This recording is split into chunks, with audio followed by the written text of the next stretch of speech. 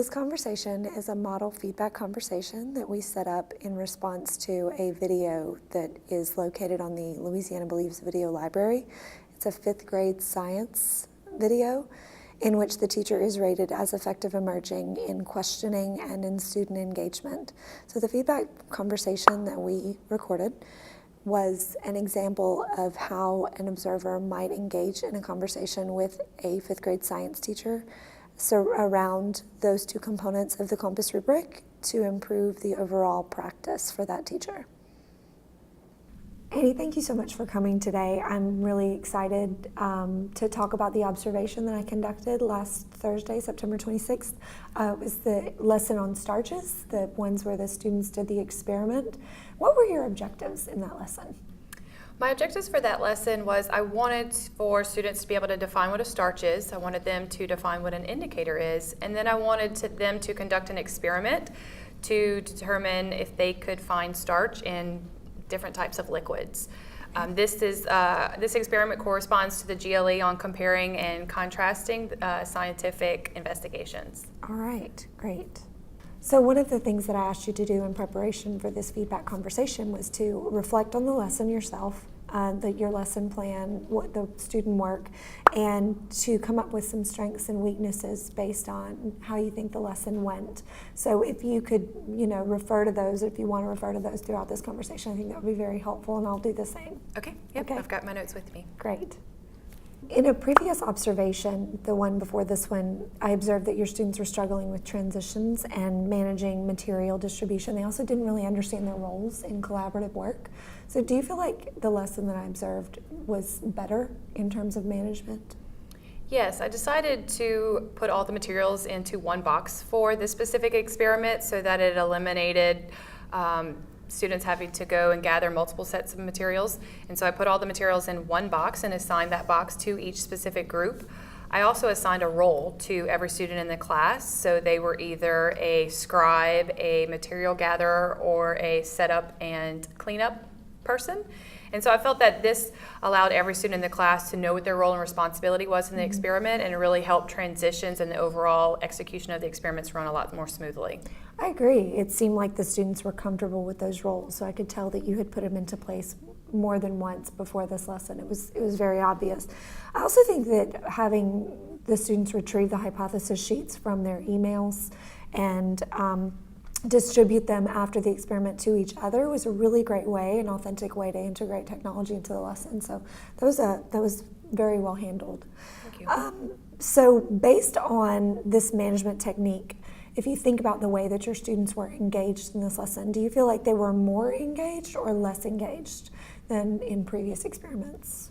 One of the things that we want to encourage teachers to reflect on is how intellectually engaged their students are in the lesson so that they can achieve the lesson's objectives. Busy students are not necessarily intellectually engaged students, and one of the things that I wanted the teacher to truly consider was if her management techniques were limiting the opportunity for students to engage in a productive struggle with the content so that they themselves could determine the best way to set up an experiment, the best methodology to use, the lines of inquiry that they could generate themselves in trying to structure the lesson very tightly and organize the materials very tightly for transitions. I think the teacher may have over-supported that, and it limited the students' thinking. So your analysis of student engagement, I think, is pretty accurate. I think that the students were very busy the entire time, that they're very well managed, as we've already alluded to. I do think, though, that they were not challenged as fully to think critically about the work that they were doing and to evaluate why the starch was present, or to evaluate their own thinking. And I think that may have sort of limited the scope of the lesson in some way.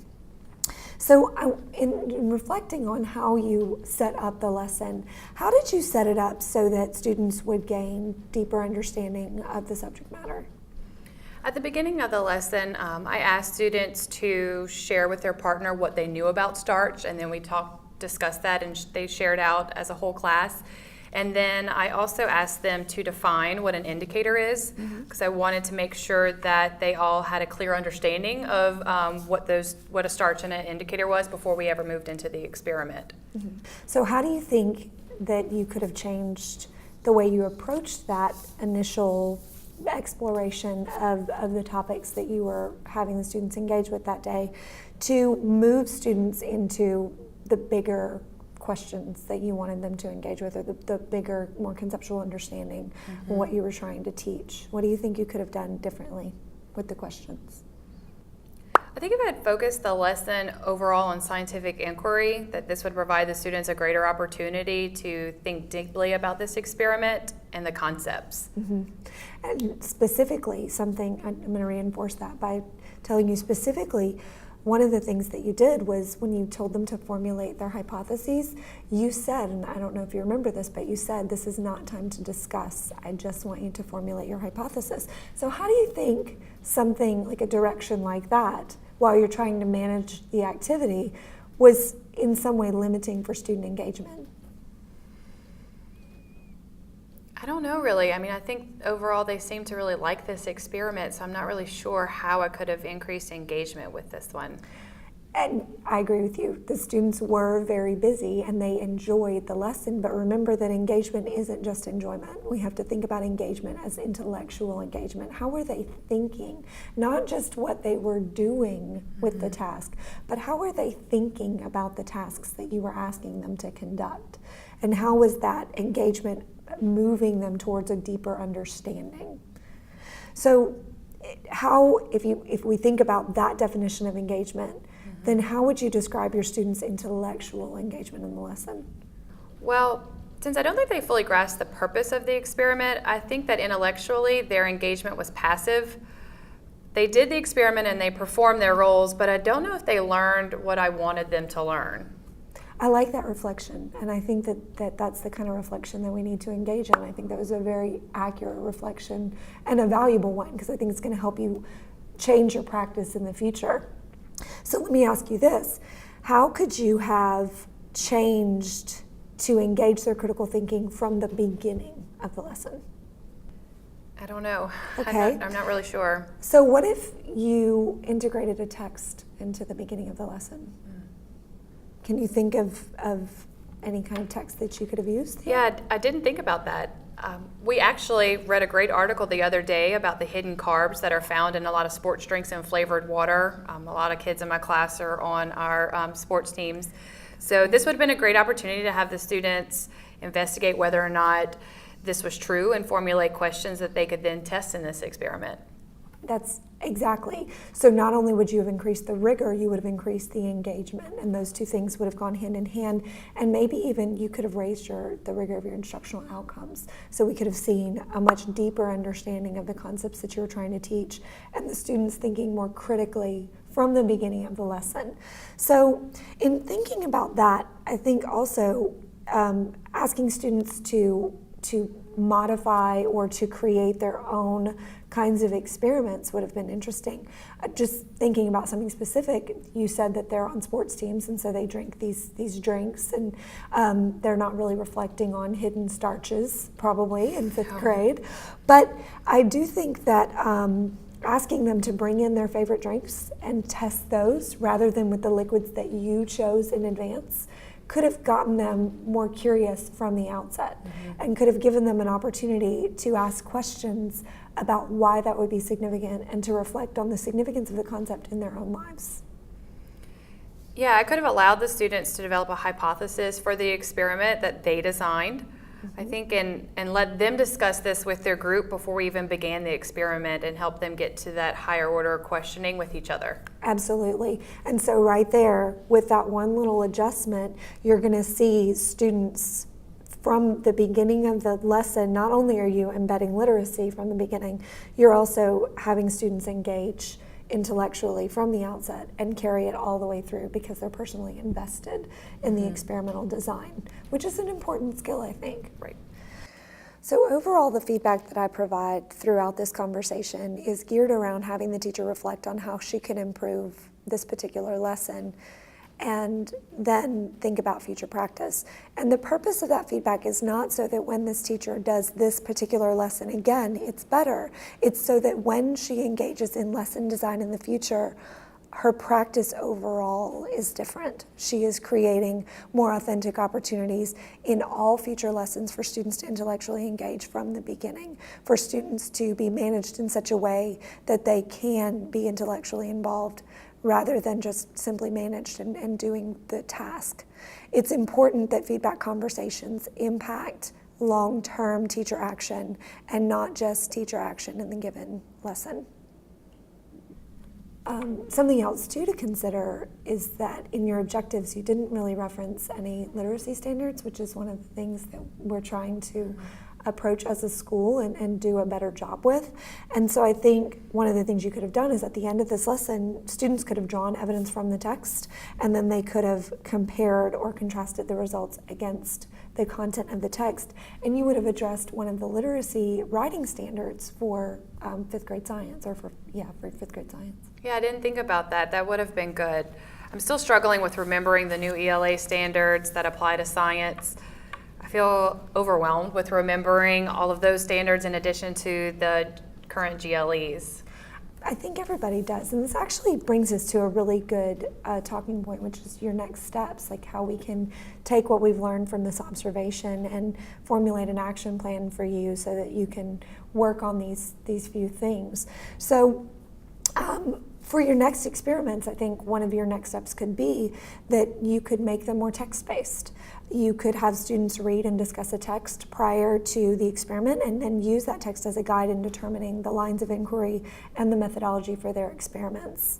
What are you guys moving into next? We start our transformations of energy unit. That's great. There's probably many nonfiction texts out there that students can use to explore those concepts. I think one of the examples that comes to mind immediately is Seeing Eye to Eye. It's a Common Core exemplar from Appendix B. It's just immediately relevant, I think, to what you're going to do. I would recommend as a concrete next step that you go see Ms. Hannigan, our media specialist, and work with her to identify some great appropriate nonfiction texts that connect to the topics in your unit of study in transformations of energy. Okay, I think that's kind of sort of a first one.